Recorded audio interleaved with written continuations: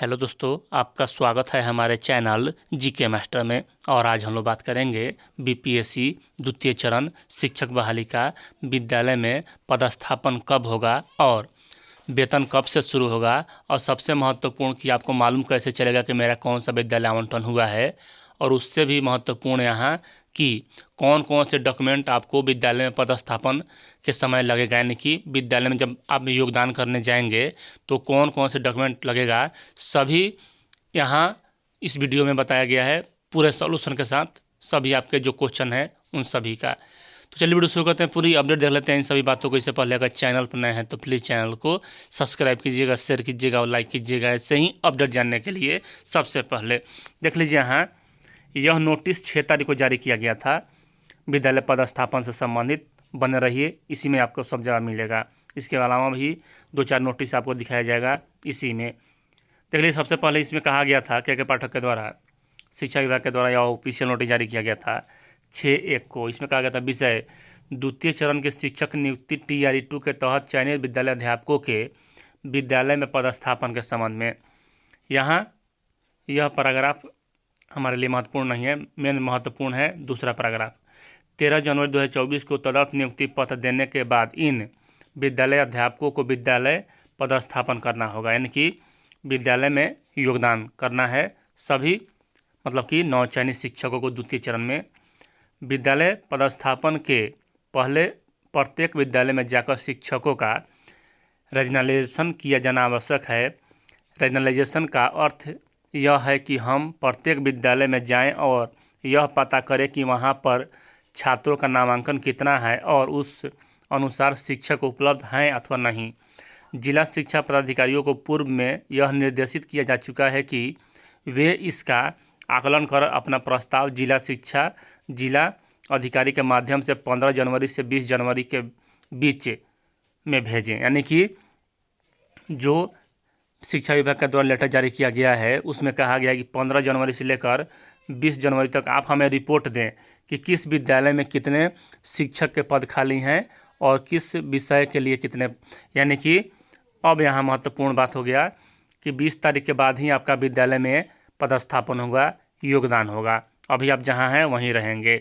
उसके बाद देख लीजिए, यहाँ उपरोक्त तथ्य के यह सब अलग है, महत्वपूर्ण है कि यहाँ आप देख लें, मतलब कि अभी विद्यालय का आवंटन जो है वही मांगा जा रहा है 20 तारीख तक। उसके बाद वहाँ रैंडम तरीक़ा से बनाया जाएगा और वहाँ सबसे महत्वपूर्ण पॉइंट आपको दिखाते हैं। चलिए देख लीजिए, यहाँ कहा जा रहा है 9 नंबर में 8 नंबर में कि इस पत्र में अगो हस्ताक्षरी ने यूनिटों का जिक्र किया है, अतः आप केवल यूनिटों को अंकों में अर्थात 1, 2, 3 इत्यादि में ही लिखें।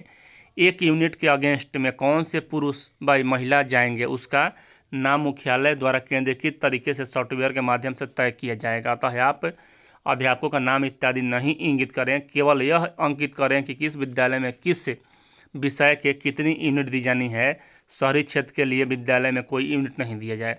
ध्यान दीजिएगा, यहाँ एक बार और समझाते हैं आपको कि यहाँ मान के चलिए कि कोई विद्यालय है, कोई भी विद्यालय ले लीजिए, पूर्वी चंपारण या कहीं का भी, पटना कहीं ले लीजिए, तो कोई विद्यालय मान के चलिए पटना ग्रामीण में कोई विद्यालय है और उसमें कहा जा रहा है कि अगर 10 शिक्षक का सीट खाली है तो यहाँ सिर्फ यही कहना है कि हाँ 10 मतलब यहाँ पद खाली हैं। आपको ना ही उसका नाम लिखना है शिक्षक का, मतलब कि, या ना ही किसी अभ्यर्थी का नाम वहाँ नहीं रहेगा। तो यहाँ सॉफ्टवेयर के माध्यम से जब वहाँ जाएगा, मतलब सीट खाली सीट, उसके बाद वहाँ सॉफ्टवेयर में डाला जाएगा तो अपने आप कौन से स्कूल आपको मिलेगा यह शिक्षा विभाग को भी मालूम नहीं है, क्योंकि यहाँ पूरी तरह से कंप्यूटर के माध्यम से आपका कराया जा रहा है विद्यालय में पदस्थापन। तो यहाँ 2 बात स्पष्ट हुआ कि यहाँ मानवीय मतलब कि त्रुटि नहीं होने के चांस हैं। और प्रथम चरण में क्या हुआ था कि बहुत से मतलब कि गलत आंकड़ा दे दिया गया था, उसके कारण एक विद्यालय में 40 शिक्षक दे दिए गए जबकि विद्यार्थियों की संख्या बहुत कम था। वहीं यहाँ कहा गया है। अब हम लोग चलते हैं अगले पॉइंट पर कि आपको विद्यालय में पदस्थापन करते समय क्या क्या डॉक्यूमेंट लगेगा। तो देख लीजिए, यह प्रेषक जिला शिक्षा पदाधिकारी बांका के द्वारा जारी किया गया था प्रथम चरण के लिए, और यहीं प्रक्रिया द्वितीय चरण में भी अपनाया जाएगा। क्या क्या सेवा में सभी प्रखंड शिक्षा पदाधिकारी बांका और विषय देख लीजिए, योगदान के समय आवश्यक कागजात प्राप्त करने के संबंध में, यानी कि विद्यालय में योगदान करने समय। उसके बाद देख लीजिए, उपयुक्त विषय के बिहार लोक सेवा आयोग की अनुशंसा के आधार पर नवनियुक्त विद्यालय अध्यापकों के पदस्थापन आदेश के निर्गत के बाद विद्यालय में योगदान हेतु निम्नांकित कागजात अनिवार्य रूप से मतलब आना चाहिए। इस बार भी इस प्रकार का नोटिस जारी किया जाएगा, आपको बताया जाएगा, तत्काल आपको सुविधा के लिए पहले बता दिया गया है। यहाँ देख लीजिए, नियोजित शिक्षकों के मामले में, अभी नियोजित शिक्षकों के मामले में इस वक्त मतलब द्वितीय चरण में कोई स्पष्ट नहीं आया है, आजकल में जारी कर दिया जाएगा। और यहाँ देख लीजिए, भारत सरकार ने कि पहले से जो कार्यरत हैं कर्मचारी, उन्हें मतलब कि अलग से टाइम दिया जाता है 15 दिन आज से, यानी कि 13 तारीख से जब आपको नियुक्ति पत्र मिल गया है तो 14 तारीख से 15 दिन का समय आपको दिया जाएगा कि आप अपने पहले संस्थान से मतलब कि वहाँ से विरमित हो लें या त्याग पत्र ले लें और फिर ज्वाइन करें। उसके बाद देख लीजिए, यहाँ 3 में जो सबके लिए महत्वपूर्ण है, पहले से नहीं है उनके लिए भी, जो मतलब फ्रेश कैंडिडेट हैं। सबसे पहले बीपीएससी का एडमिट कार्ड, जो इस पर आप परीक्षा दिए थे। दूसरा बात, काउंसलिंग सह उन्मुखीकरण, यानी कि जब आप काउंसलिंग कराए थे तो उस समय भी आपको एक पत्र मिला होगा काउंसलिंग सक्सेसफुल का, वह चाहिए।